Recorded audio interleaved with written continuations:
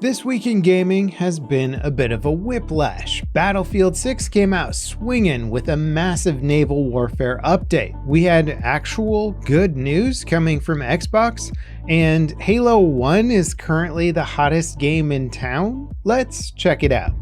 So the release of Battlefield 6 Season 4 seems to be going incredibly well. I've seen a ton of positive comments from my coverage on the update and across all social media this week, giving DICE credit for finally bringing some awesome naval combat to the game. Tsuru Reef has been the perfect playground for the new patrol boat, and it's great having that classic sandbox feeling only in Battlefield experience that was missing from many of the launch maps.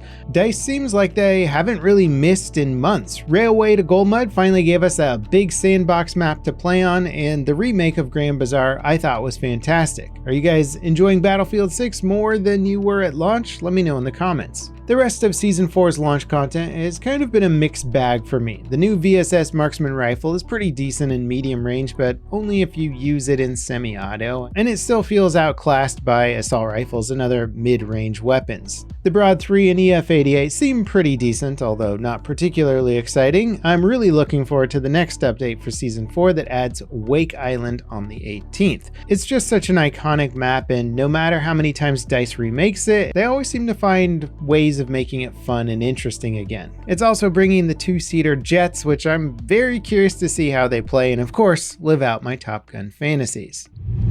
Now let's talk about this surprisingly good news for Xbox. Just 2 weeks after announcing their 3,200 layoffs set to decimate many of the industry's biggest studios, Xbox have announced their backwards compatibility program is being extended to PC. Titles released under the initiative will be included on Game Pass or available to purchase separately. Fusion Frenzy, Blink's The Time Sweeper, Conquer, Live and Reloaded, and Crimson Sky's High Road to Revenge launched this week via the Xbox app on PC. These 4 titles are the first releases in a broader effort to preserve Xbox games from the past, according to the company. And while the timing of this does sort of feel like it's trying to maybe distract us from some of the other apocalyptic news going on with the company, it does seem more like Bethesda announcing a bunch of Fallout and Elder Scrolls news might have actually been the real distraction. 1BGS, a union representing Bethesda Game Studios employees, claimed on social media this week that workers at the company's Montreal office were laid off on the same day that Bethesda announced major updates involving the Elder Scrolls 6, Fallout 5, and potential remasters of Fallout 3 and Fallout New Vegas. The union says that employees who had been selected for layoffs were told on July 6 that they would be employed until September to give time for severance negotiations. Instead, Canadian employees who worked on the Fallout and Elder Scrolls games were terminated July 17th, the day the big announcement about future games was made. Many news outlets and other game union leaders are calling Bethesda's flurry of announcements last Friday a distraction from the layoffs. 1BGS has filed another legal complaint against Bethesda accusing them of violating Canadian labor laws. Now circling back to Xbox, it sounds like CEO Asha Sharma's grand plan to hit 1 billion daily users could involve ad-supported subscription services. Xbox is rolling out a test for ad-supported game streaming via their Insiders program. Participants can play a selection of games for free for 1 hour. Advertisements will run before you play the game. The post announcing the test says it's being done to offset consoles being harder to find or less affordable. It says the program is intended to give more players another way to access great games on devices that they already have. And frankly, I am not the least bit surprised by this. I guess I'm only surprised that this type of activity hasn't happened sooner, with console platforms having more and more streamer-centric looking interfaces. I think it was only a matter of time before they fully copied the streaming platforms with their ad-supported lower rate deals. So far, the plan seems to be centralized around game streaming, but I wouldn't be surprised if this is just a test bed for rolling it out for more stuff like just Game Pass in general.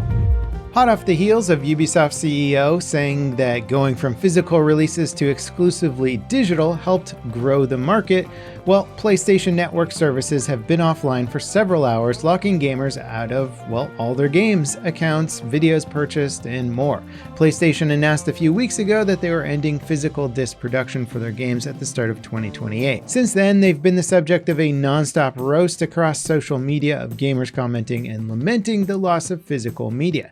Even the latest trailer for the Resident Evil movie didn't escape the community's outrage, with a litany of popular comments with folks saying that they're excited to watch the movie on Blu-ray. The outage of the PlayStation Network is just a perfect example of exactly why it can be important to have physical media that doesn't require the internet or an online connection.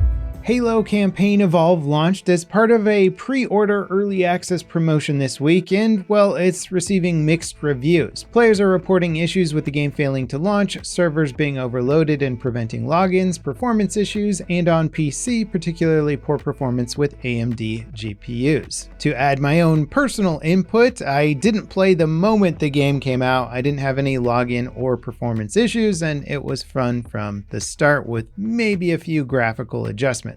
And with launch hiccups aside, as far as Halo remakes go, this seems like a pretty massive achievement. The original Halo got a highly controversial remaster several years ago that made sweeping changes to its aesthetic and tone. Campaign Evolved massively modernizes the look of the original game, but it remains much more faithful to the original art than the previous remaster. It's also kind of crazy to say this, but the remake launched on PlayStation 5 as well, making it the first Halo title to launch on a platform outside of the Xbox umbrella. Stay tuned for a full impressions video coming out. Spoiler alert, I'm kind of loving it.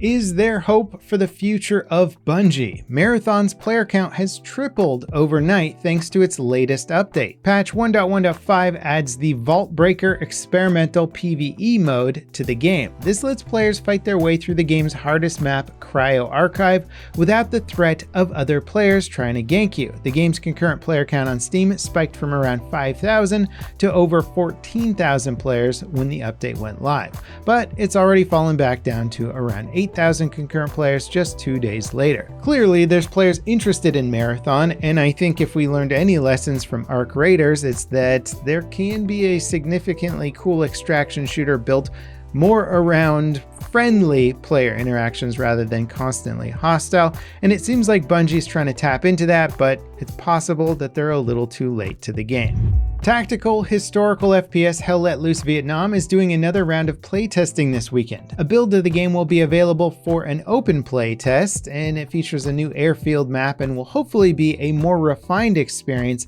from the previous phases. The game was reportedly in a pretty rough shape in playtests across April and May, and considering it launches on August 13th, that doesn't give the devs a lot of time to address all the feedback.